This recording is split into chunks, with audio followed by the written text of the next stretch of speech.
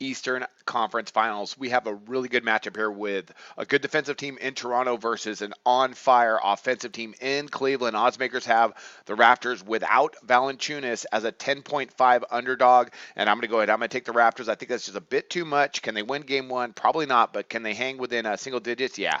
I think they're going to be able to, slow things down a little bit. That's how they kind of run things. Lowry's really good at doing that. Also, he's a good defender. They defend the perimeter pretty well, but mostly what they do is they limit attempts and they don't get up a lot of shots themselves. They're very efficient. So I'm going to go ahead. I'm going to back Toronto here plus the 10.5. I think it's just a little bit too much, even though Cleveland is rolling right now. Man, they're playing some really good basketball. The Raptors, let's talk about them first. On the season, they won 2 out of 3 games versus Cleveland, and they rank 4th in the NBA, allowing opponents just over 36 field goals per game. Now, unfortunately for them, defensively, they're one of the worst in the league in opponent three-point shooting percentage. However, they limit a lot of attempts. They limit opponents just 23 attempts beyond the arc, which was a formula that worked well for them last time against Cleveland, a game in which they won, where they allowed the Cavs to get up just 24 attempts from distance, which is well under their over 30 per average. So look for Toronto to, again, like I'm saying, establish that pace.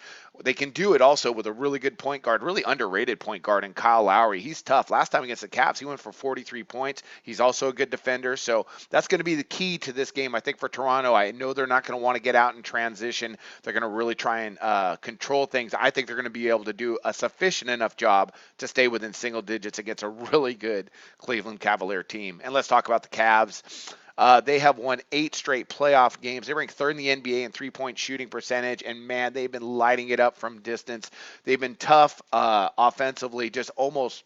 You want to say they're like the Warriors. Just unstoppable, just lighting it up from distance, inside and out, in transition. They've been fantastic. However, defensively, their percentages across the board in opponent shooting percentages and efficiency are pretty subpar. So Toronto's going to be able to score. DeRozan's going to have a good game. Of course, so is Lowry. I think both of them are going to be able to score. But again, back to that pace. Cleveland also, except for the three-point shooting, their percentages are good, and they like to get up shots from distance. But overall, they don't run at an exponentially fast pace. So look for this game to be a little bit more controlled than people anticipate, and for Toronto to hang within the double digits. That's kind of a lot against a pretty good defensive team in Toronto. So I'm going to back the Raptors in this game one. Cleveland probably wins, but Toronto hangs within the number. That's going to be my NBA pick, and I wish you guys luck on your plays today.